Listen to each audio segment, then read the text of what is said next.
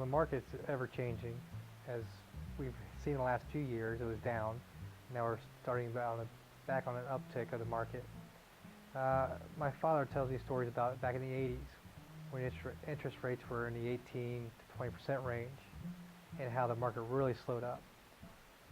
Back then he actually had some of his best years up to that point were in this high interest rate markets because he learned the value of a land contract and how the people who had the homes had them at lower interest rates with the banks and could sell those at a profit while also profiting on their interest rate, but still offering a better rate to the buyer than the banks could offer.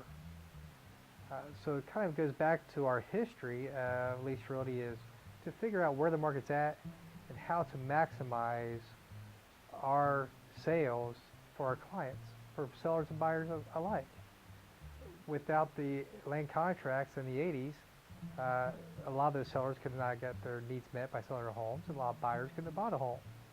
So Leis Realty tries to stay on top of trends and also deal with the trends, deal with the market fluctuations, and still be able to get the property sold in those difficult markets.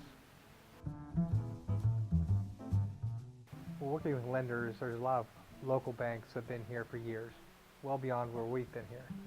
But we've also enjoyed those long relationships for the past 38 years with our local banks. They see us coming in the door with clients. They know there's somebody they can trust. Whenever you get referred by someone you trust, you know that referral thinks highly of you as well. And that's important when it comes to our lenders and also when it comes to us with our clients. The Realtors Association is one of the largest in the United States, and that is instrumental on home buyers and sellers to have us out there fighting for them on the battlegrounds which they don't see. Major issues going on right now is with the healthcare reform bill and the fact that they wanted to put a sales tax on homes. The National Association of Realtors have spearheaded to keep that out. Also, locally in Ohio, the governor wanted to put a sales tax on not only selling your home for my service as a realtor, but also the services of home inspectors and appraisers. So that would have had a negative effect on buyers.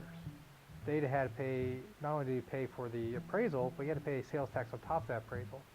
So by the time you pay for the sales tax, the appraiser, the home inspector, and a couple of other people involved in your sale, you had more money out of pocket. Vice versa, the seller. When they pay for my services, they'd have to pay sales tax on my services, which would be more money out of their pocket. The Ohio Association of Realtors was instrumental getting that language out of the bill so the buyers and sellers of Ohio were protected. I've been involved with the Ohio Association of Realtors. I was on the executive committee for the state of Ohio with the association, and I've been involved in my local association as past president 2 times at the local association level. It's important, and I didn't understand this before I got involved with the state, of how much the realtors do behind the scenes that buyers and sellers really don't even realize. Us as realtors, we are on the battlegrounds on Capitol Hill fighting for personal property rights.